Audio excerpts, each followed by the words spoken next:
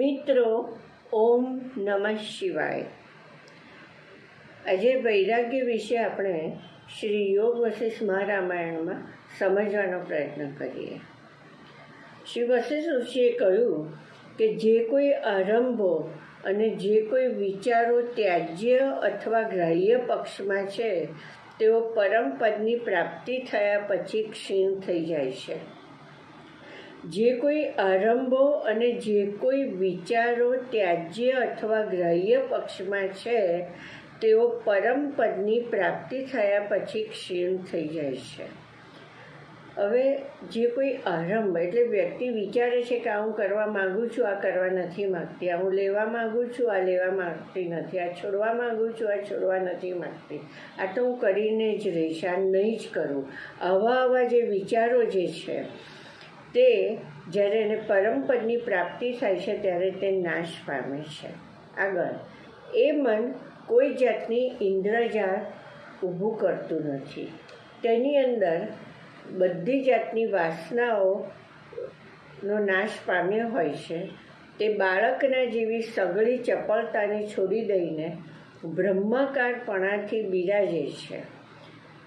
અભિવૃત્તિઓ આત્મતત્વના અવલોકનથી જ મળે છે, પણ બીજી કોઈ પ્રકારે મળતી નથી.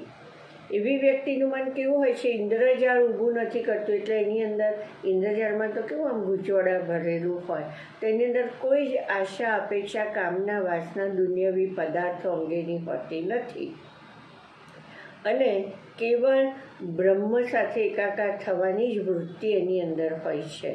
અને આ વૃત્તિ કેવળ આત્મતત્વના અવલોકનથી જ પ્રાપ્ત થાય છે. અભિવૃત્તિઓ આત્મતત્વના અવલોકનથી મળે છે, બીજી કોઈ જ પ્રકારે તે મળતી નથી. આથી જ મનુષ્ય જીવે ત્યાં સુધી શ્રવણ, મનન અને નિધિધ્યાસન કરવું ખૂબ જ જરૂરી છે અને બીજા વ્યર્થ પ્રયત્નો કરવા જોઈએ નહીં. આગળ એમ કહ્યું છે કે સમજુ મનુષ્ય તો પરમ પુરુષાર્થની સિદ્ધિ માટે અનંત અને પરિશ્રમ વિનાના બ્રહ્મપદને પ્રયત્નપૂર્વક સાધવું જોઈએ. સમજુ મનુષ્યે પરમ પુરુષાર્થની સિદ્ધિ માટે અનંત અને પરિશ્રમ વિનાના બ્રહ્મપદને પ્રયત્નપૂર્વક સાધવું જોઈએ. હવે બ્રહ્મપદને કેમ એમ કહ્યું કે પરિશ્રમ વિનાના? કારણ કે હકીકતમાં આપણે જે આપણું પોતાનું છે જ નહીં એને આપણે પોતાનું માની લીધું છે.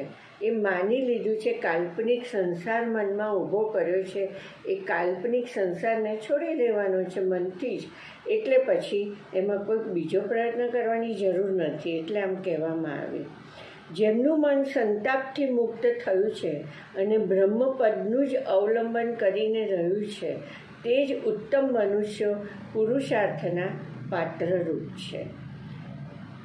જે દુષ્ટ મનવાળા મનુષ્યો ભોગ ભોગવવાની લાલચથી દુનિયાવી પદાર્થોના સુખમાં જ સંતુષ્ટ રહે છે તેમને આંધળા દેડકા જેવા સમજવા. આ ખ્યાલ આવેલું છે. આગળ, હે રામ, દુઃખથી સુખ અને સુખથી દુઃખનો નાશ પામે છે. આથી મનુષ્યને સુખ દુઃખની દશામાં ક્યારેય વિશ્રાંતિ મળતી નથી.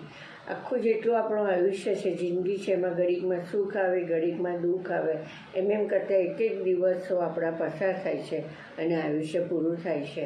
અને ક્યારે મૃત્યુ પામી આવશે તે એ આપણને ખબર નથી. કોઈ જ જાણતું નથી કે કોનું ક્યારે મૃત્યુ આવવાનું છે. તો આમ ને આમ કરતાં આપણે આખી જિંદગી પસાર કરીએ છીએ અને આપણને હર્ષ ને શાંતિ થતી નથી. એ સુખ દુઃખની દશાઓ તો વીજળીના વિસ્તાર જેવી ક્ષણભંગુર છે. માટે ઉત્તમ વિવેકનો આશ્રય કરીને વૈરાગ્યના અભ્યાસના યોગથી આ ઘોર આપત્તિરૂપ સંસારરૂપી નદીને પાર કરવી જોઈએ. કેવી છે સુખ દુઃખ ની આ દશા? વીજળી આમ સહેજ ઝબકારા મારીને જતી રહે એમ સુખ અને દુઃખ આવીને તરત જતું રહે, પણ આવે છે જાય છે, આવે છે જાય છે. આમ એ આવું છે. તો ઉત્તમ વિવેકનો આશ્રય કરીને વૈરાગ્યના અભ્યાસના યોગથી આ ઘોર આપત્તિરૂપ સંસાર નદીને પાર કરવી જોઈએ. ઉત્તમ વૈરાગ્યનો અભ્યાસ કરવો જોઈએ, માનસિક વૈરાગ્ય. આગળ, સારી રીતે સમજનારા વિવેકી મનુષ્યે મોહ આપનારી આ સંસાર સંબંધી રચનાઓમાં આસક્તિ ક્યારેય રાખવી નહીં. આ સંસાર એ મોહ ઉત્પન્ન કરે છે, મોહને વધારે છે. એ મોહને નાશ નથી કરતો, પણ મોહમાં મનુષ્યને આસક્ત કરે છે. તો એની અંદર એનામાં આસક્તિ રાખવી નહીં.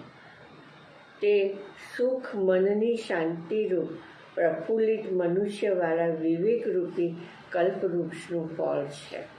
વ્યવહારમાં તત્પર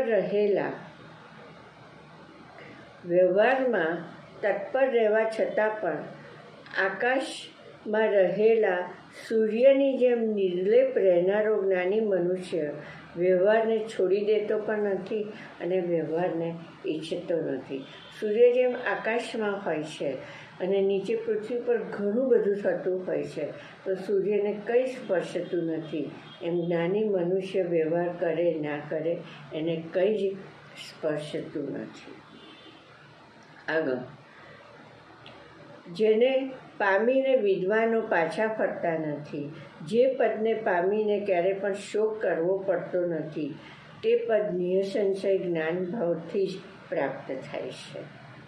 આગળ, આ સંસારમાં મનુષ્ય જ્યારે મોક્ષનો ઉપાય વિચારે છે, એના અંગે પ્રવૃત્તિ કરે છે, ત્યારે તે મનુષ્ય તે જ ક્ષણથી મોક્ષનો ભાગીદાર કહેવાય છે. ખ્યાલ આવે એવું છે. ત્રણેય લોકમાં એક કૈવલ્ય સ્વરૂપના સ્વાસ્થ્ય વિના બીજું એક પણ સ્વાસ્થ્ય નાશ રહિત, શંકા રહિત ને વિભ્રમ રહિત નથી. કેવળ કૈવલ્ય સ્વરૂપ એટલે પોતાનું જે સ્વ સ્વરૂપ છે, ખરું સ્વરૂપ છે, એની સાથે આપણે એકાકાર થઈએ ત્યારે બધી જ આપત્તિ, વિપત્તિ, હર્ષ, શોક એનો નાશ થાય છે અને શાશ્વત સુખની પ્રાપ્તિ થાય છે. જો આત્મવિચાર કરવામાં આવે તો કૈવલ્યની પ્રાપ્તિ જે છે એમાં કશો પ્રયત્ન કરવો પડતો નથી. આત્મવિચાર જ્યારે કરવામાં આવે, જ્યારે ખરેખરો વિચાર કરે છે, ત્યારે હકીકતમાં પડે છે મનુષ્યને કે જે મારું જ નથી એને જ હું મારું કહેતો હતો, તો આમાં તો શું છે? એક ક્ષણમાં તે છોડી દે છે. એ પદની પ્રાપ્તિમાં ધન, મિત્રો, બાંધવો, હાથ પગનું ચલાવવું, પરદેશમાં જવું, ઉપવાસ આદિ શરીરને ક્લેશ આપીને દુઃખી થવું કે તીર્થ ક્ષેત્રમાં નિવાસ કરવો, એમાંનું કંઈ પણ સહાયતા આપે એમ નથી. માત્ર મનથી કલ્પેલા દ્વૈતનો મૂળથી જ ઉચ્છેદ કરવામાં આવે તો તે પદની પ્રાપ્તિ થાય છે. એ પદની પ્રાપ્તિમાં કશું જ આપણને કામ નથી લાગતું. ધન નહીં, મિત્રો નહીં, બાંધવો નહીં, ઉપવાસ નહીં, તીર્થ સ્થાનમાં આવવું જવું નહીં, નિવાસ કરવો નહીં, આ કશું જ નહીં. શરીરને કોઈ જાતનો ક્લેશ આપવો એ પણ એ કંઈ જ કામ લાગતું નથી. કેવળ આપણે મનથી જે કાલ્પનિક સંસાર ઊભો કર્યો છે એનો નાશ જ મનથી કરી નાખવાનો છે. એ જ પરમ પદની પ્રાપ્તિ અપાવે છે. અને આગળ મૂળ આ જે છેદ છે તે શ્રવણ, મનન અને નિધિધ્યાસન આદિ પુરુષાર્થથી સાધ્ય છે.